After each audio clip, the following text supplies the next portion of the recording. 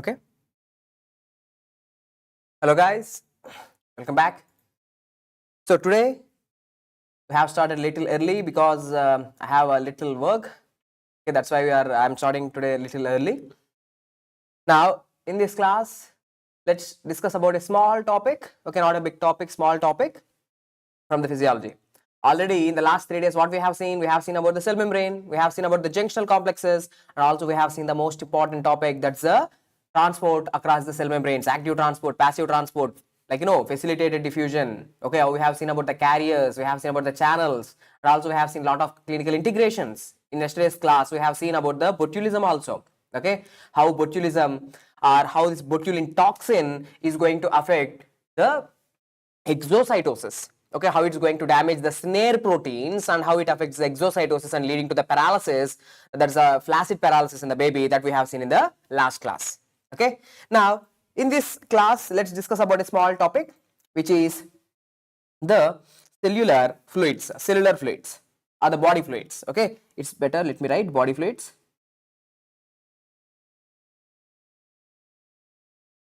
Now my question to you, guys, so total body water. Okay, first let's write total body water. How much do you think, total body water is, when, for example, you are 100 kilos. Okay, how much percentage of your weight is water? Okay, so total body water, how much percent do you think? If you are weighing 100 kilos, out of that 100 kilos, how much will be the water? Okay, total body water. How much percentage do you think? 60%, sir. So 60% of you is nothing but the water. You are water, sir. Okay, more than 50%, 60% of you is nothing but the water. So the total body water, okay, is 60% of what? 60% of body weight. 60% of your weight. Right? Now, my question to you. So males and females, let's take male and females. Now, in which sex do you think more water is present? In male sex or female sex? In which sex do you think more water is present? Okay, let me tell you. Sir, in male sex, it's the 60% of total body weight. The water is accounting for 60% of the total body weight. In males, for example, as an adult male, if you are weighing 70 kilos, it doesn't matter. Okay, out of your weight, 60% is water. Now in female, what do you think? Water percentage is more or water percentage is less? Lesser actually, it's actually less. Okay, 50% of total body weight is water. 50% of the total body weight is water, sir. Now, if you ask me why, so why females are having less water percentage? Because females have more fat percentage. Female have more fat, sir, more adipose tissue. Females are more of fat when compared to water. Okay, so 50% of the total body weight is water. Now females have, right, they have more adipose tissue. This is an important point. Okay, apart from that, I want you to know a few more things. So you are having proteins, right? Okay, water is 60%. Okay, you are having proteins, right? Now, how much of your total body weight is proteins? So proteins are accountable for how much percentage of your total body weight? Proteins are 18%. Okay, and fats are 15%. Okay, so these are some important points which you should know. Okay, now if you take children, so children, they are having more water, sir. They are more water. Children, you can feel, right? Okay, they are like fluffy. So children are having 75% of their total body weight as water. Water is accounting for 75% of the total body weight. Okay, so these are some important points which I want you to know. Now, let me write here the total body water. See, total body water. In our body, where exactly is this water present, sir? If you ask me, sir, in our body, see, you are saying that 60% of our body is water, sir. Where exactly is this water present? Okay, now देखो, let me show you the cells. So you are having cells or not? Yes, you are having multiple cells. Okay, you are having all these cells. Okay, now these are all the cells. Now you are also having the blood vessels, right? These are the blood vessels, right? Okay, let me show you the circulatory system here. Okay, these are the blood vessels. Okay, now, so where is this water present? You know, sir, in our cells, do we have water or not in our cells? Yes, in our cells we have the water. There is no doubt. So there is water inside the cells. It's so here, this is the water which is present inside the cell. Okay.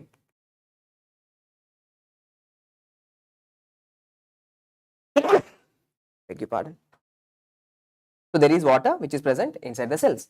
So this water which I have shown, this is called as intracellular fluid. So all this is called as ICF. So it's the intracellular fluid. In the cytoplasm there is fluid, sir. So it's the intracellular fluid. Okay. Now where else is the fluid present? Sir, the cells are also surrounded by the fluid, sir. Not only in the fluid. So there is also some fluid present around the cells. Okay. So this fluid which is present around the cells or in between the cells, this fluid, it is called as which fluid? Any idea? So this fluid, it is called as the interstitial fluid. Okay, this fluid is called as what? This is the interstitial fluid, sir. Okay, look here. So first of all, it is not inside the cells, it is outside the cell. So it's the extracellular fluid. Okay, it's extracellular. Okay, but it is between the cells, right? This is called as interstitial fluid. Okay, it's the interstitial fluid. Now where else the fluid is present? Sir, even in the blood you have the plasma, right? You know there is plasma in the blood. So what is plasma? Plasma is the fluid component of the blood, sir. If you remove RBC, WBC, platelets, okay, if you remove RBC, WBC, platelets, if you remove the cells out of the blood, what you have, the fluid component of the blood is called as the plasma. Okay, this is the plasma. So now what I am trying to put into your mind is, sir, here you have seen intracellular fluid as well as the extracellular fluid. So extracellular fluid include what and what? Sir, extracellular fluids include interstitial fluid and plasma. Okay, so let's write the same things here. Okay, first total body water, TBW, total body water, sir. You know it, right? Total body water is accounting for 60%. 60%, sir. Now let's divide the total body water into two parts. What are the two types of total body water? Just tell me. So the total body water is intracellular fluids,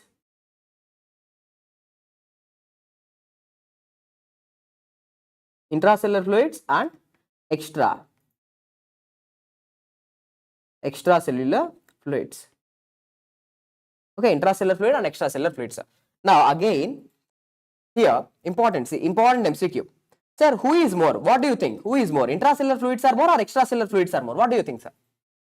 What do you think? Intracellular fluids are more or extracellular fluids are more? Look here. Sir, you know inside the cells there is intracellular fluid. Outside the cells there is extracellular fluid. What do you think? Which is more? Intracellular or extracellular? See, always intracellular fluids are greater than extracellular fluids. Okay. So intracellular fluids are two-thirds of the total body water. Two-thirds of the total body water is intracellular fluid, ICF, and 1/3 is extracellular fluid. 1/3 is extracellular fluid. Okay. Now even in this extracellular fluid, we have seen there are two types. Okay, extracellular fluids are outside the cell. There are two types of extracellular fluids. What are they? One is interstitial fluid.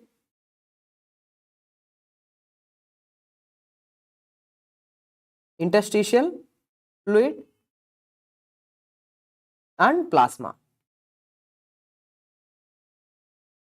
Okay, interstitial fluid and plasma. Now, what do you think? Which will be more, sir? So, is it interstitial fluid that is more, or the plasma which is more? What do you think? Plasma is going to be more or interstitial fluid is going to be more? Sir, it is the interstitial fluid is going to be more, sir. 3/4. 3/4, that's 75%.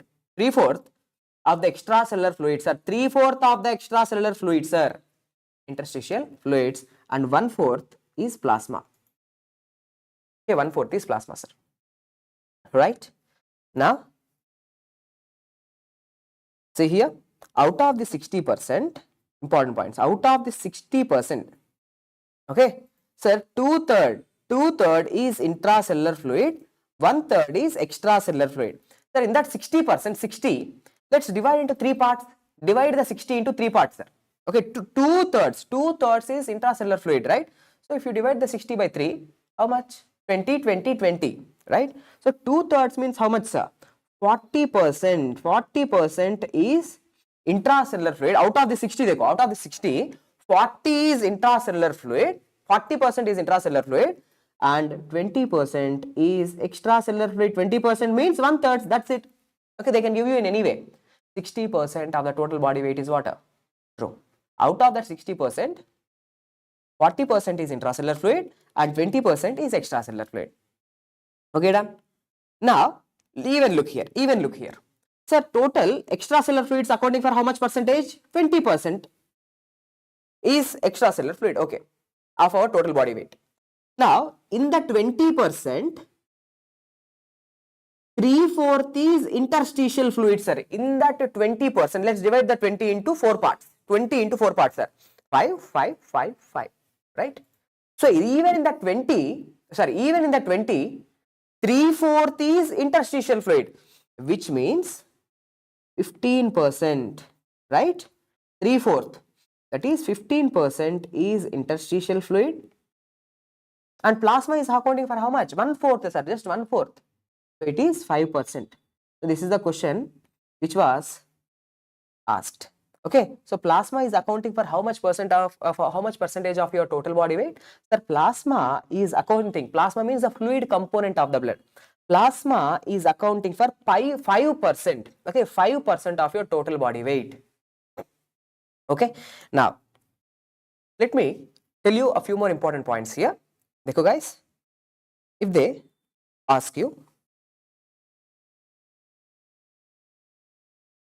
blood, okay, so out of your total body weight, for example, imagine your body weight is, for example, 100 kilograms, round figure, let's take it as like round figure, 100 kilograms. Out of your total body weight, how much is actually contributed by the blood? Right now, I'm not talking about the plasma. Both plasma, sorry, I'm talking about both plasma as well as the cells. Okay, blood includes plasma as well as the cells, right? RBC, WBC, platelets, the cells, the blood cells, which includes RBC, WBC, and platelets. Now you already know one thing, sir, plasma is accounting for 5%. Plasma is accounting for 5%, you know it. Okay.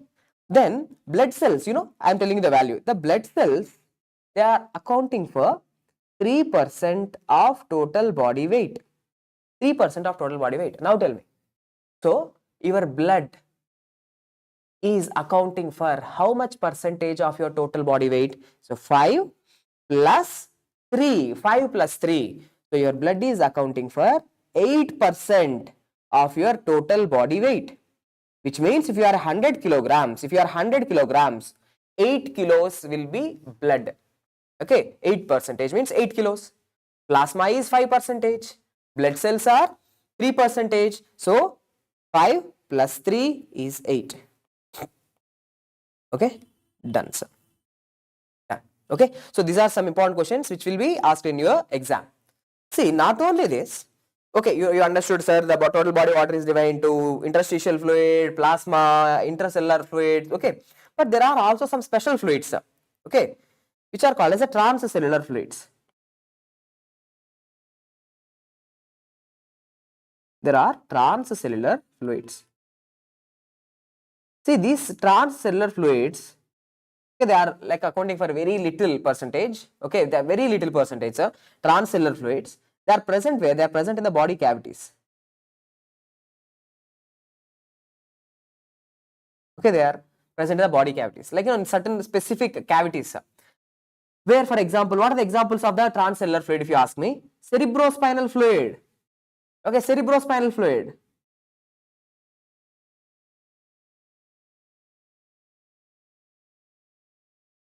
Where it is present? It is present in the brain and spinal cord, sir. Cerebrospinal fluid. Next, pericardial fluid. Around the heart, we are having some fluid around the heart. There is pericardium. In the pericardium also, there will be little amount of fluid present. Okay, pericardial fluid.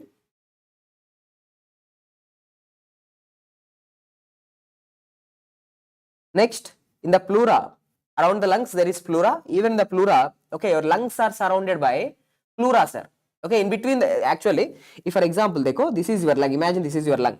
In a simple way. So, your lungs are surrounded by pleura. This is one pleura which I am showing you, and so this pleura which I have drawn here, this is called as a visceral pleura. This pleura is called as a visceral pleura, and there is parietal pleura. This pleura which I am drawing right now, this is called as a parietal pleura. So your lung is surrounded by visceral pleura as well as parietal pleura.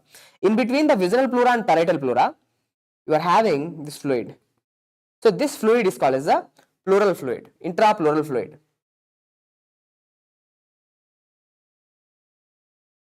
You are having peritoneal cavity, right? The peritoneal cavity, the peritoneum is there. Okay, you will study this in your anatomy. So there is peritoneal fluid also. So at the end of the day, there are certain special fluids which are not coming under the intracellular fluid or extracellular fluid. These are called as a transcellular fluids. Examples of the transcellular fluids include pericardial fluid, pleural fluid, cerebrospinal fluid, as well as pleural fluid. Okay, these are some important transcellular fluids. Now, what else I want you to know? In your exams, they will ask you. The two important questions which were recently asked in the exam are total body water measurement. How to measure the total body water? Okay, see, the question I am telling you, what was recently asked? Total body water measurement. Total body water measurement.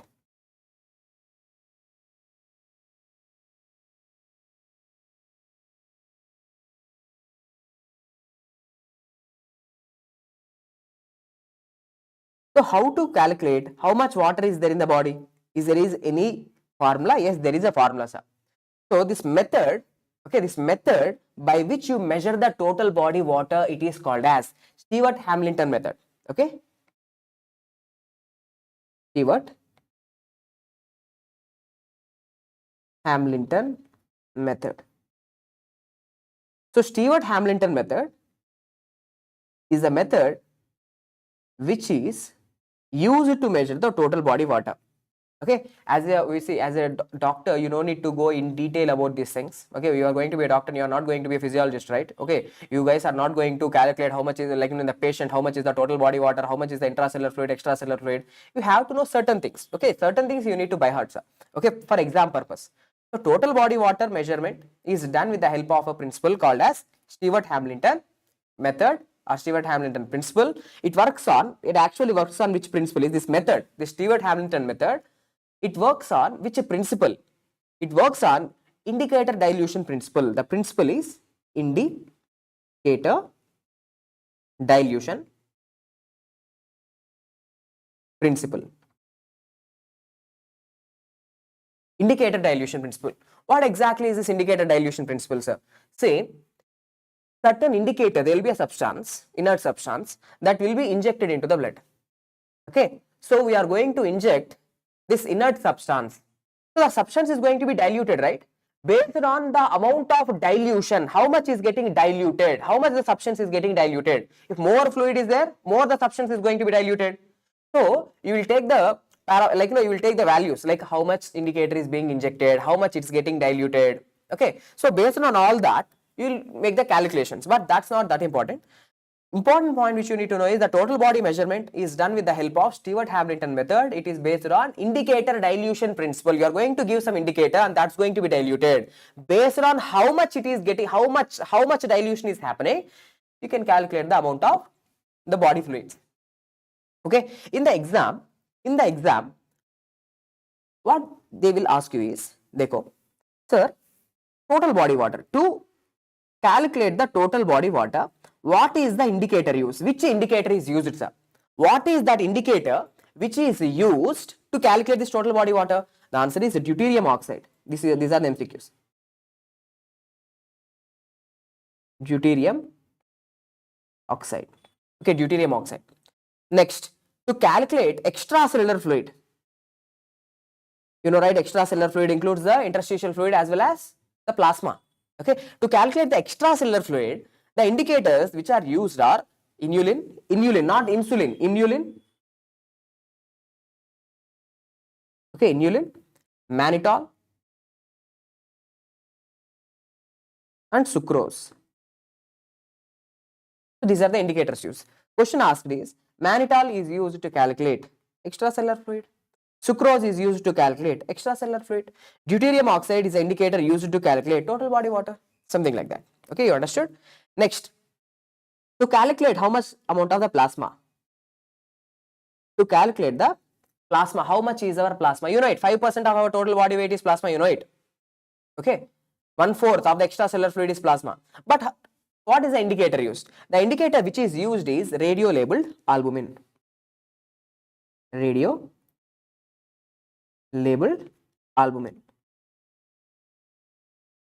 Okay, radio labeled albumin, sir. And one more thing is there, it's the Evans blue dye. Okay, Evans blue dye. These are the indicators, okay, which are used to calculate the plasma. How much is the plasma? Best indicators. Okay. Next, how to calculate the blood volume.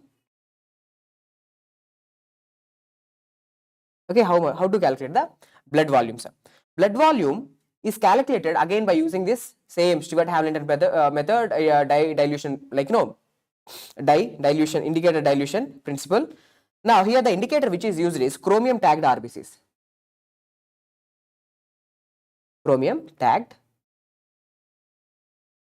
RBCs. These are all single liners. We call them as single liners. You need to by heart them. Okay, certain things you need to by heart even in medicine also. Okay, total body water is calculated by using which indicator? It's a deuterium oxide, extracellular fluid by inulin, sucrose, mannitol, and to calculate the plasma, you have to use the Evans blue dye or radio labeled albumin, and to calculate the blood, it is chromium tagged RBCs which are used. Very important MCQ. This entire class, the favorite MCQ which I want you to know is how to calculate the blood volume. Okay, how to calculate the blood volume? There is a formula, sir. Of course, the indicator which is used is chromium tagged RBCs. Okay, but there is a formula to calculate the blood volume. What is that formula? It's a plasma. How much is the plasma? Divided by, okay, how much is the plasma? Divided by 1 minus hematocrit. Okay, plasma, they will give you all these values, they will give you. Okay, how much is the plasma? They will give you. Hematocrit value, they will give you. Okay, hematocrit value also, they will give you. So, plasma divided by 1 minus hematocrit. Now you have a doubt, sir, what is hematocrit? Hematocrit means it's the volume of RBCs in the blood. Volume of RBCs, not WBCs and platelets. It's the volume of RBCs in the blood is called as the hematocrit. Okay, the hematocrit value will be somewhere around 40%. The hematocrit value will be 40%. Okay, usually 40%, sir. Okay, so plasma divided by 1 minus hematocrit will tell you how much is the blood volume. That's 4 liters, 5 liters or 6 liters. It will come, sir. Okay, next.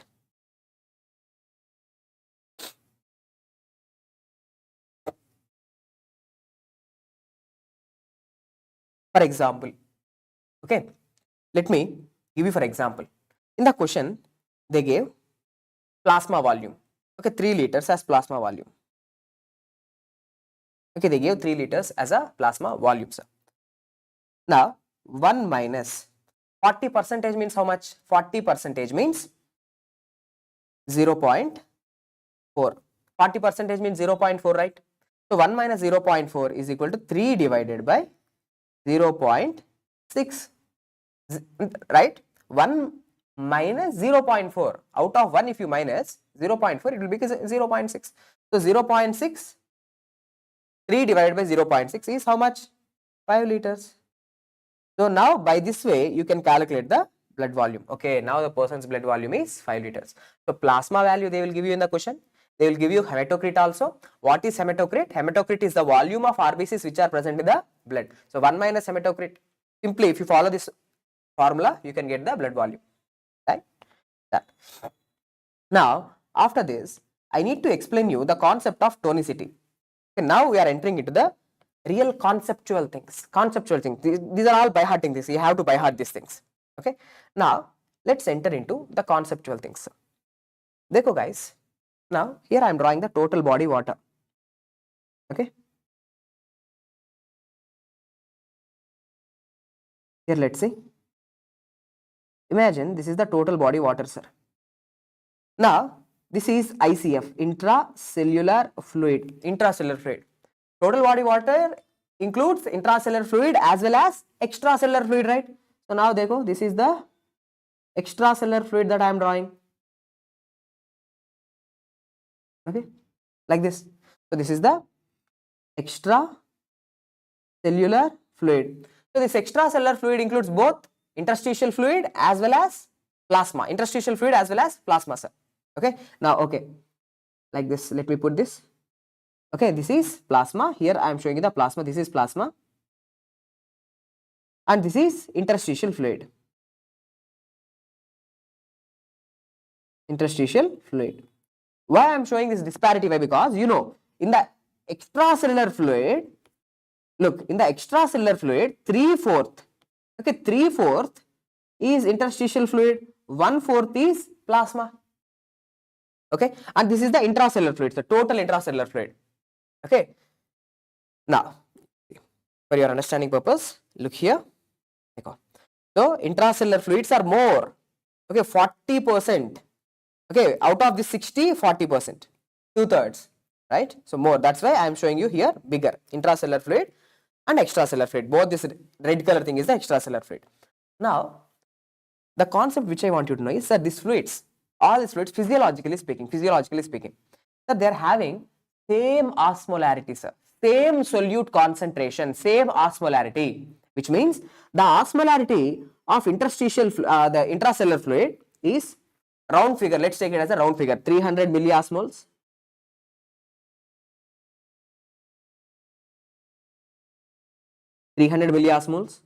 Here, the osmolarity of the extracellular fluid, that is both in this area. Here also, the osmolarity is 300 milliosmoles. Now, you have to answer me, sir, if the osmolarity is same, if the osmolarity of the fluids, if it is same, now what is the net movement of the water? What do you think? What is the net movement of the water? Now, water is not shifting. It's the same osmolarity. In yesterday's class, I have explained you, wherever there is more solute, wherever there is more sodium, water shift towards the sodium. That's the osmosis. Water moves from low osmolarity to high osmolarity. That's the osmosis, sir. By nature. That's how the nature works. Okay. So, what I'm trying to put into your mind is, go here. This is the intracellular fluid volume. This is the extracellular fluid volume. Both intracellular fluids and extracellular fluids are having same osmolarity. Okay, same osmolarity.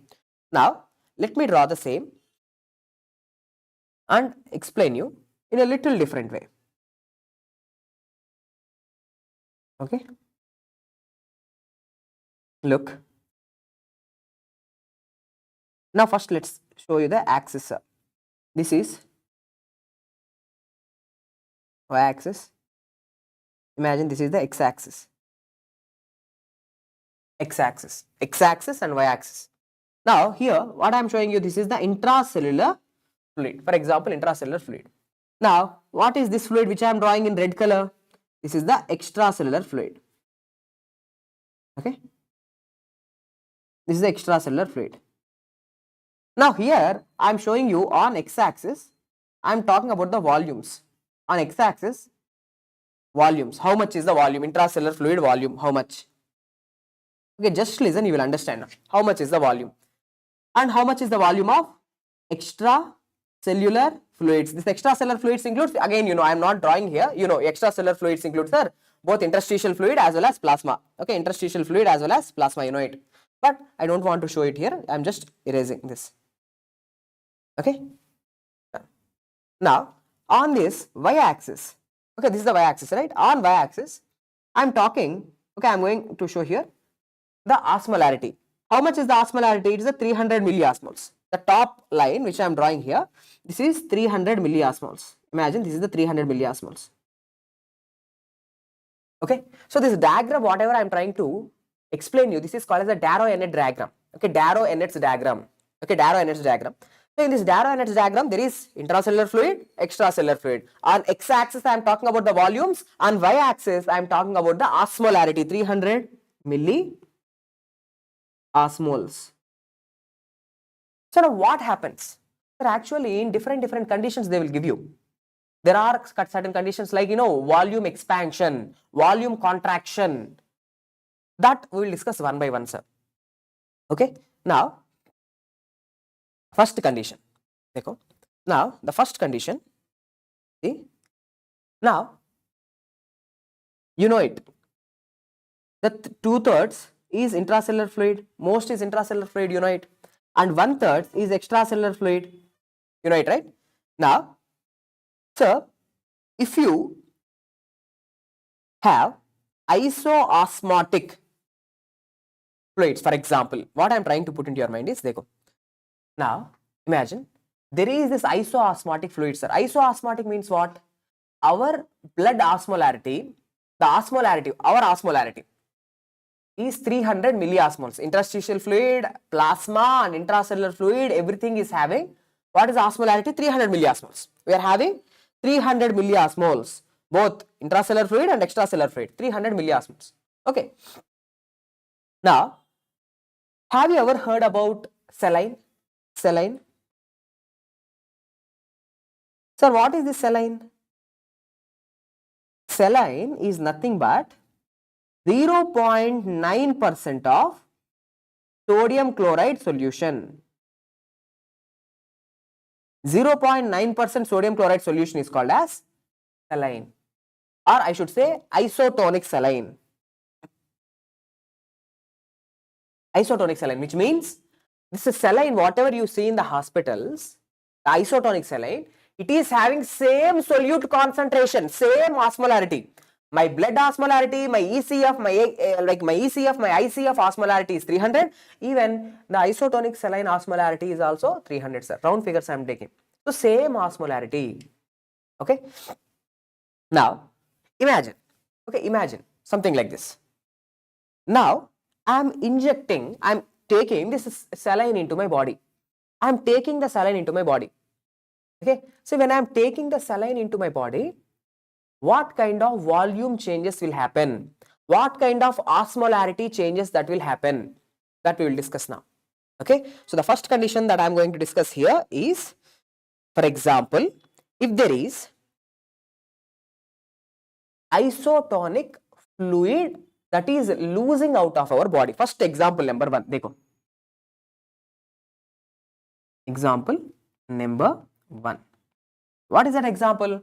There is loss of what?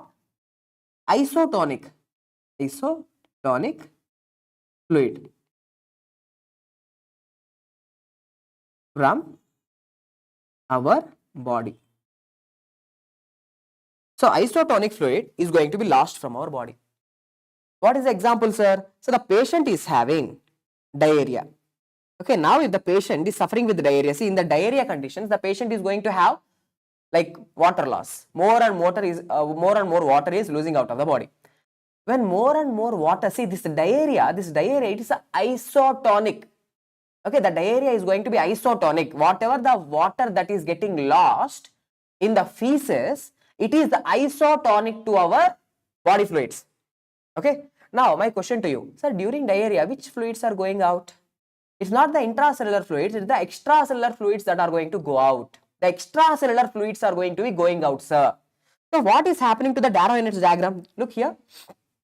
See, now in the Darrow-Annett diagram, the extracellular fluid is coming down. The volume of the extracellular fluids, it is Narrowing. There is no problem with the intracellular fluids. The intracellular fluids have no change, but the extracellular fluids are coming down.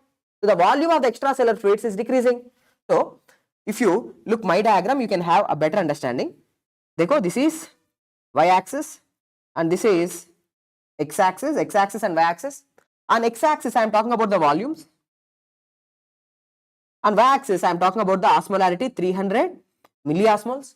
Now what do we have? First we have here, these are the intracellular fluids. Okay, this is the intracellular fluid and there will be extracellular fluid. This is the extracellular fluid, not this much. This is the extracellular fluids, ECF and ICF. This is intracellular fluid, this is the extracellular fluid. Now what happens in this diarrhea condition? Example number 1, the patient is having diarrhea. Okay, diarrhea, sir. Okay, now the extracellular fluids are losing. So the extracellular fluid is coming down. Dekho, is decreasing. Dotted line. So shifting this side. Okay, the line is shifting. So extracellular fluids are decreasing. But is there any change in the osmolarity in the patient? So there is no change in the osmolarity. Why? Because it's the isotonic fluids are going out of the body. Not the hypertonic fluids or not the hypotonic fluids are going out. It's the isotonic fluids that are going out of the body. So there is no change in osmolarity. When you are discussing more and more examples, you will get a better clarity. But for now, simple. In our body, the fluids, extracellular fluid is going out. So extracellular fluid is decreasing.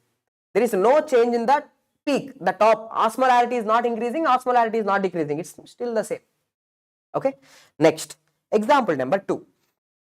In the example number 2, sir, okay, first in example number 1, what is happening to the ECF? The ECF is decreasing. Okay, the ECF is, first write important points. ECF decreases. Osmolarity not changes.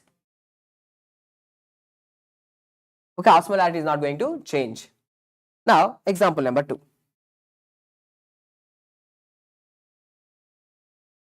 Now, what is happening is, in example number 2, dekho, sir, there is now infusion of isotonic NaCl, which means from outside, imagine, there is this one, like, a packet of saline. I have explained you. Saline, sir. Saline is isotonic to our plasma. 0.9% sodium chloride solution is called as saline. So now I am injecting the saline into my body. When I am injecting the saline into my body, first I am taking the saline infusion. Now where the saline is going to come? So now the saline is going to come into the extracellular fluid. It's coming into the plasma, sir. So that's why, dekho, what is happening? So the extracellular fluids are also expanding. Now they are expanding.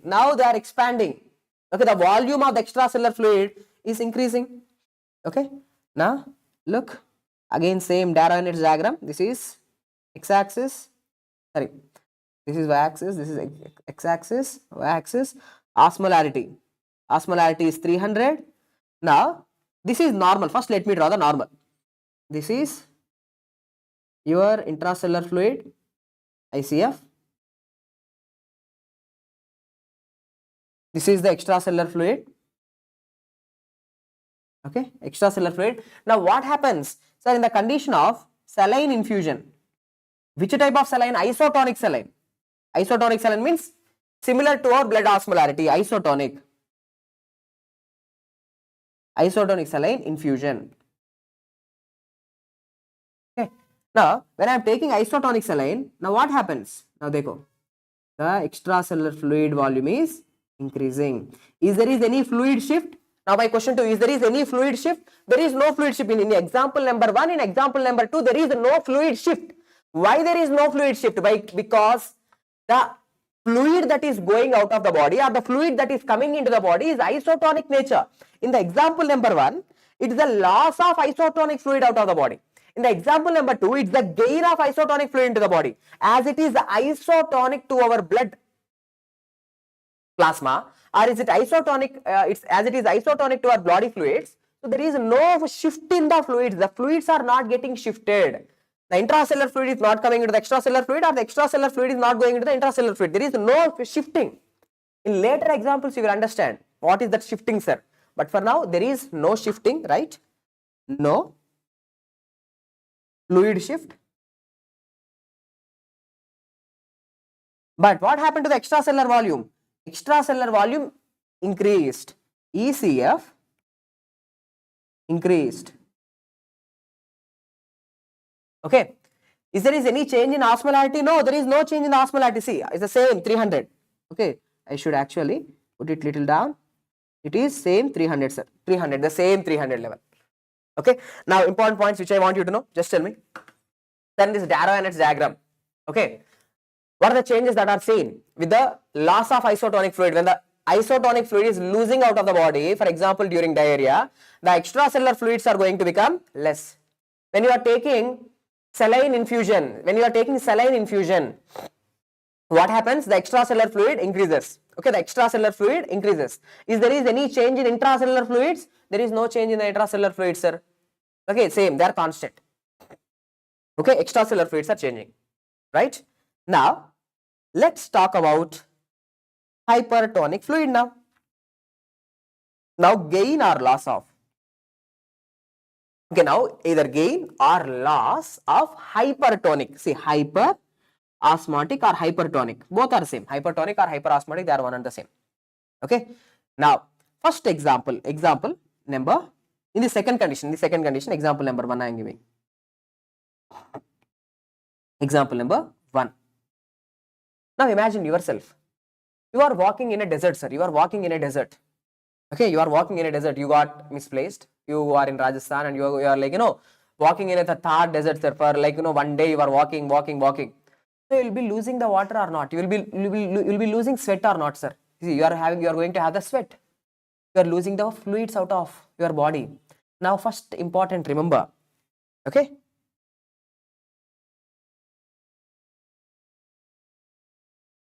Just wait. Now,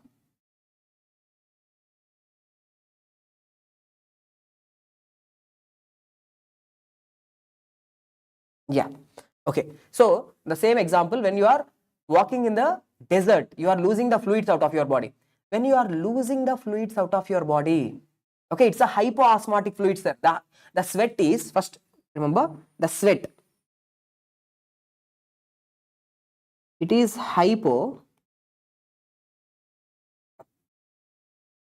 or hypoosmolar. Okay, sweat is hypoosmolar, sir. Hypoosmolar, which means the osmolarity of the sweat is less. Means it's almost like pure fluid, sir. Sweat.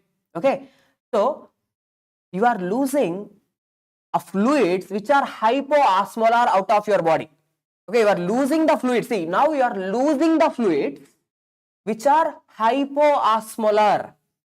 Now, from where this sweat is coming? The sweat is an extracellular fluid. The extracellular fluids, the interstitial fluid is coming out. Okay. So now that's why, first listen, what happens? Look at the Darrow and its diagram. In the Darrow and its diagram, okay. Now, what is happening? Okay. Now, this is something normal. These are the normal things. Okay. Now, first, what is happening? From the extracellular fluid, first the sweat is going out. Okay, coming out. Sweat, I have explained to you, is a hypotonic. Sweat is a hypotonic. So now what happened to the extracellular fluid osmolarity? Okay, let me show you my own diagram so that you will have a clarity first. Okay, sir. Now, first let me draw y-axis, x-axis. Now, this is your intracellular fluids. This is your extracellular fluid. Okay, intracellular fluid as well as extracellular fluid. See, ECF. This is ICF. Okay, intracellular fluid. Now, first what I have done? I am walking in a desert. As I am walking in a desert, I am going to have sweating, right? As I am going to have sweating, what happened to my extracellular fluids? It will decrease. Okay, so first look, the extracellular fluids They are decreasing, sir. Okay, now they are decreasing. It's moving. Okay, the extracellular fluids are decreasing. Okay, but not only this, you need to understand whatever the sweat that have gone out, it's a hypotonic solution. It's a hypotonic fluid. Means you are removing almost a pure water. Okay, you are removing the water. So what happened to the extracellular fluid concentration? What happened to the extracellular fluid concentration, sir? Sir, the extracellular fluid concentration increases. The osmolarity of the extracellular fluid increases because you are removing the sweat. You are removing the hypotonic solution from the body. So the body fluids will become concentrated. As you are removing the pure fluids, that's a sweat, which is hypotonic, the extracellular fluid is going to become hyperosmolar. So osmolarity increases. So that's why here, this is the 300 milliosmoles, right? Now here I am taking it little bit up like this. Okay, volume decreased, but see the height is increasing, which means hyperosmolar. The extracellular fluid is becoming hyperosmolar. Okay, hyperosmolar means what? Normally it should be 300. Okay, normally it should be 300. Now it became 320, for example. Now it becomes 320. So 300, from 300 it becomes to 320. Now you know the concept. Wherever there is more osmolarity, water moves towards the high osmolar state. You know it, right? Wherever there is more sodium, water moves towards the sodium. Water will move from low osmolarity to high osmolarity. Now wait, you know what is the osmolarity of the intracellular fluid? Always the osmolarity of the intracellular fluid is going to be 300, sir. It's always 300. Now what happened? Dekho, outside it becomes 320. Now here it is 300. Outside hyperosmolar. Here it is less osmolar when compared to 320. Now what happens? Sir, now this intracellular fluid, it will shift. The intracellular fluid will shift, sir. The fluid will shift, right? Wherever there is hyperosmolarity, the fluid will shift to the hyperosmolarity. So these intracellular fluids are going to shift towards the extracellular fluids.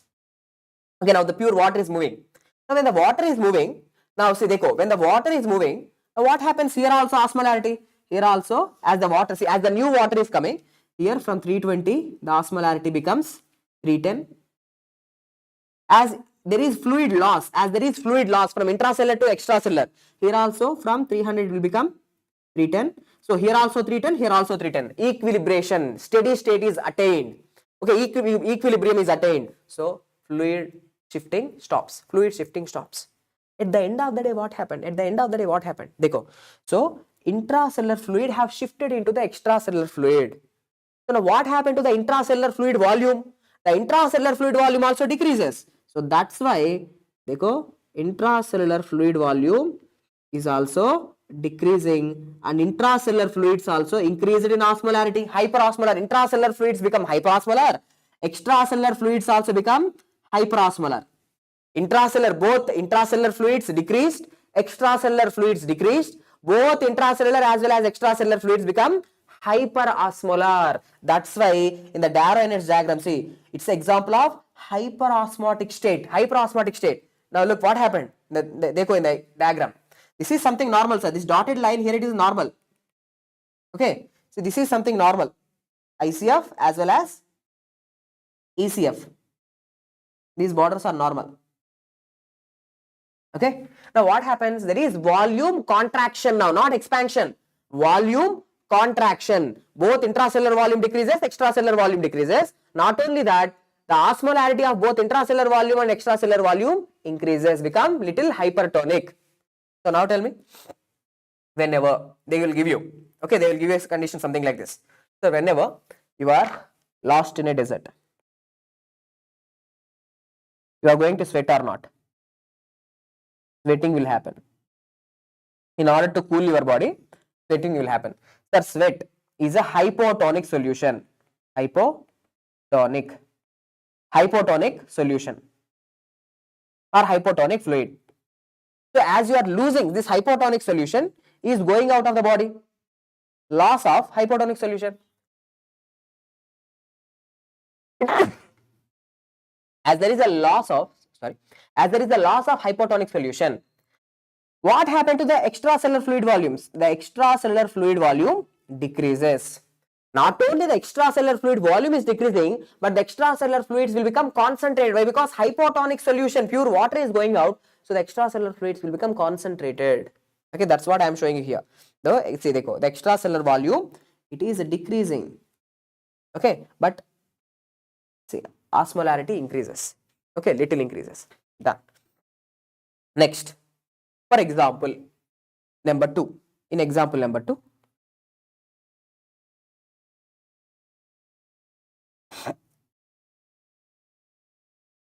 now infusion of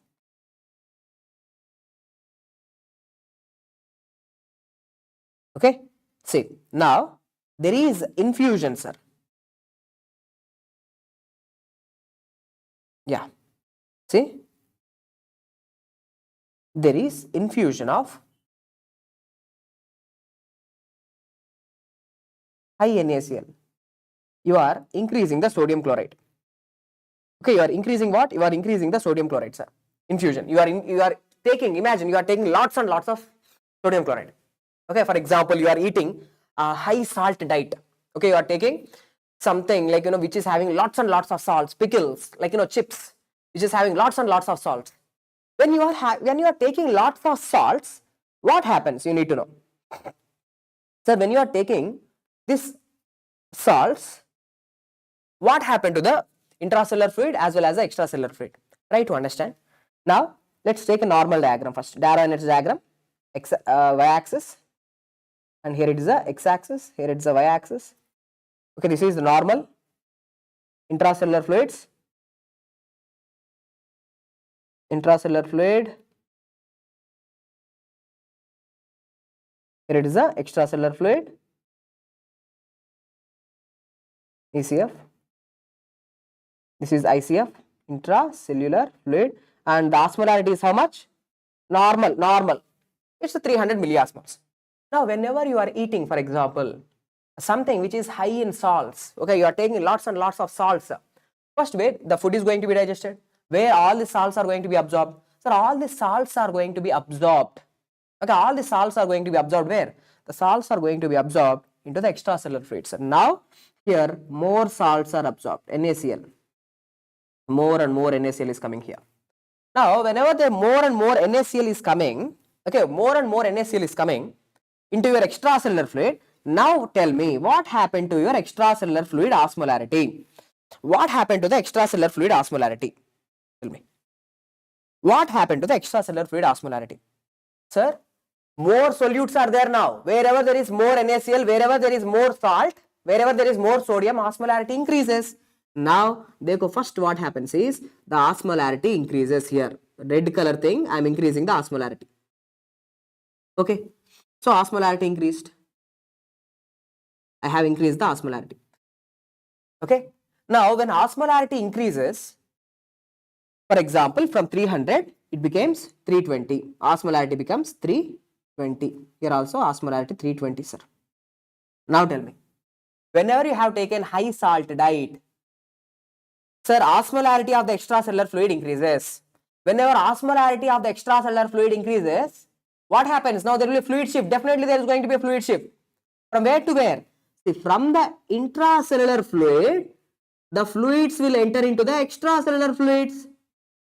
Right? Wherever there is more osmolarity, fluid will move towards the high osmolarity states. Okay. Now, from the intracellular fluid, the fluid is shifting into the extracellular fluid. So that's why now the extracellular fluid volume is going to be increased. The extracellular fluid volume is going to be increased. Now the extracellular fluids are increasing, and what is happening to the intracellular fluids? That the intracellular fluids are going to be decreasing. Okay, decreasing. The intracellular fluids are decreased, extracellular fluids are increased. Okay, now because from the intracellular fluid, the water is shifting into the extracellular fluid. The pure water is shifting into the extracellular fluid. As the pure water is shifting into the extracellular fluid, what happened to the osmolarity of the intracellular fluid? What do you think? What happened to the osmolarity of the intracellular fluid? The osmolarity of the intracellular fluid also increases. Equilibration. Equilibration. Here it is 320, guys. Remember, initially it is 320. Here it is 300. Okay, initially here it is 300. Now what happens? Here it's 300. Here it is 320. So water moves. Water moves. Till where? Here it becomes 310 now. Here it becomes 310. Here also it becomes 310. So osmolarity increased or not? In both the places, osmolarity increased. And simple logic, yeah, simple logic. If you put more salts in your body, osmolarity increases. Simple. Both in intracellular fluid as well as extracellular fluid, osmolarity increases. But where is the fluid shift? Where is the fluid shift? That is important. The fluid is shifting from intracellular fluid to the extracellular fluids. There is expansion of the extracellular fluids. There is the contraction. There is contraction of the intracellular fluids. Dekho, the intracellular fluids are getting contracted. Extracellular fluids are getting expanded. And there is increase in the osmolarity also. Osmolarity also increases. From 300 increases to 310. So that's what's seen in the example also. Here also see. Okay. See, now this is something normal. For example, this dotted thing is normal, sir. Okay, dotted thing is normal. Now what happened? See, when you take high sodium chloride today, okay, your mother is saying don't eat salt, but you have taken lots and lots of salt, sir. Now what happens? Dekho, from the ICF, fluid is shifting into ECF. So that's why ECF volume is increasing. But ICF volume, see, ICF volume from here it decreases. Okay, ICF volume is decreasing. So the volume of ICF decreases, but the volume of ECF increases. And osmolarity also, see, from here osmolarity also increased. From 300, the osmolarity may be increasing to 310. Both ICF as well as ECF. Done. Okay, so just as a recap, I have explained you 4 examples. Simple. The first example is isoosmotic fluids. Okay, now you have lost isotonic fluid from your body. Diarrhea. You are losing isotonic fluid from your body. When you are losing isotonic fluid from your body, diarrhea example, just extracellular fluids are going to decrease. Extracellular fluids are going to decrease. That's it. Okay, there is no change in intracellular fluids. In second example, isotonic saline infusion, you are injecting the isotonic saline. When you are injecting the isotonic saline into your body, what happens? The extracellular fluids increases. Sir, it's isotonic, right? Isotonic. Remember one blind thing. Sir, when you are taking isotonic fluids, there is no shift in the fluid compartments. There is no shift of fluid from ECF to ICF or from ICF to ECF. There is no shift of fluids because isotonic. So as I am taking isotonic saline, my ECF increases, but there is no change in the ICF. Okay, extracellular fluid increases. So that's why, see, dekho, extracellular fluid volume is increasing, but ICF there is no change. Here. Okay, see, from this dotted line, what happening? Increasing. Extracellular fluid increases, but there is no change in ICF. Normal. There is no change. And second example, sir, in second example, hyperosmotic, which means your body fluids are becoming hyperosmotic. From 300 to they are becoming 320 or 310. Okay, hyperosmotic. What are the two conditions? One thing is water deprivation, which means you are in a desert, you are walking there for one day, you are losing all your sweat, so you are losing the fluids out of your body. As you are losing the fluid out of your body, what happened to your extracellular fluid? Extracellular fluid decreases. As the extracellular fluid decreasing, what happened to the osmolarity of the extracellular fluid? The osmolarity of the extracellular fluid increases. Osmolarity increases. Now, whenever the osmolarity of the extracellular fluid increases, now it will drag the water from intracellular fluid. So, from the intracellular fluid, water is shifting into the extracellular fluid. So, there is contraction. See, now there is contraction in the intracellular fluids. The intracellular fluids are decreasing. Okay, intracellular fluids are decreasing, and both intracellular fluids and extracellular fluids, what is happening? There is hyperosmolarity. Don't think like, sir, intracellular fluids are moving into the extracellular fluids. No. So extracellular fluid volume increases? No, sir, because more and more sweating is happening. The extracellular volume doesn't increase, decreases. Okay. So I hope you understood the concepts. Okay, the last concept, okay, is, sir, now, when you have adrenal insufficiency, these are little bit like, clinical things. It's a little hard for you to understand in your first year actually. Sir, when you are having adrenal insufficiency, sir. Okay. Sir, adrenal insufficiency means adrenal gland is not working. The adrenal gland is not working. When the adrenal gland is not working, do you know? Adrenal gland normally produces aldosterone. Adrenal gland produces what? Aldosterone, right? Aldosterone. Steroid, sir. Now, whenever there is adrenal insufficiency, adrenal gland is not working, aldosterone is not going to be produced. So, what happens? Normally, remember, aldosterone helps in sodium reabsorption. Aldosterone helps in sodium reabsorption into the body, into the blood. Aldosterone, it helps in sodium reabsorption into the blood. But whenever there is no aldosterone, there is loss of sodium in urine. When sodium is going out of the body, see, from the blood now, unnecessarily sodium is going out of the body in the urine. Okay, sodium is going out of the body. When sodium is going out of the body, now tell me, what happened to the osmolarity of the blood? You are losing the sodium. As you are losing the sodium out of the body, what happened to your extracellular fluid, sir? Blood is an extracellular fluid. From the blood, the sodium is going out in the urine. So, what happened to your blood osmolarity or the extracellular fluid osmolarity? The extracellular fluid osmolarity decreases.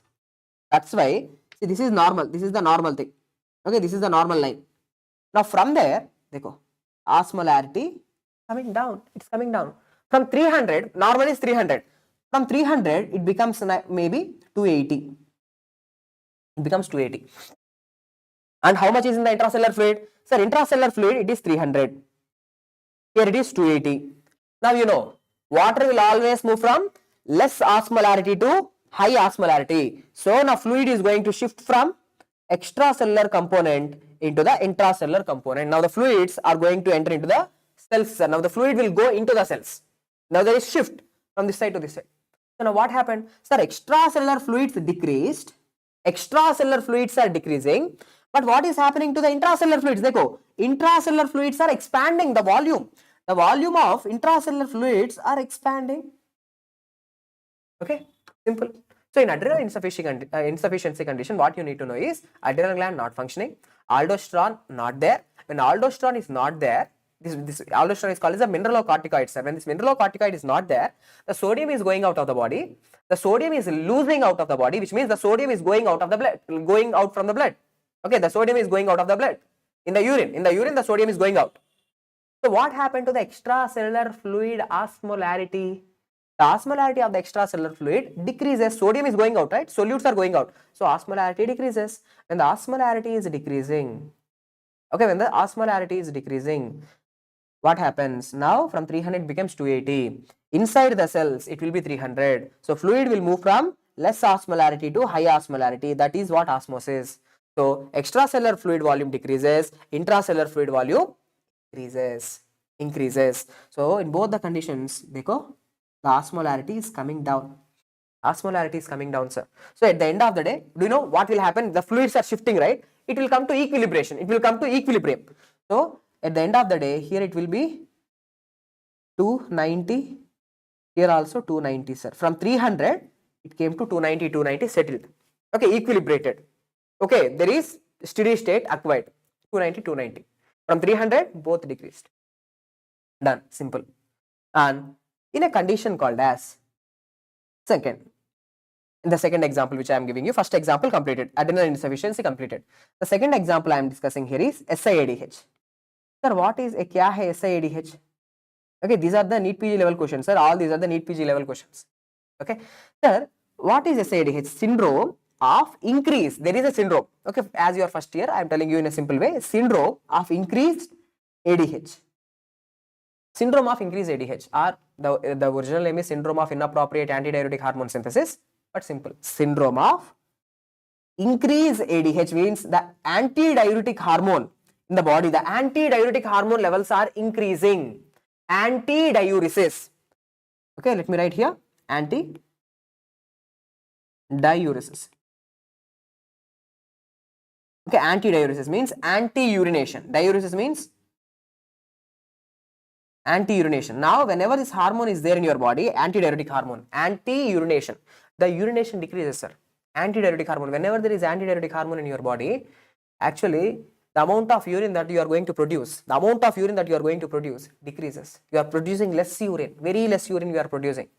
So, you are not losing the fluids out of your body. So, what happens? So, as you are not losing the fluids out of your body, what happens is, sir, in this antidiuretic hormone, in this condition SIADH, let me tell you what exactly happens if you want to know. So, this is the nephron. Okay, this is the nephron.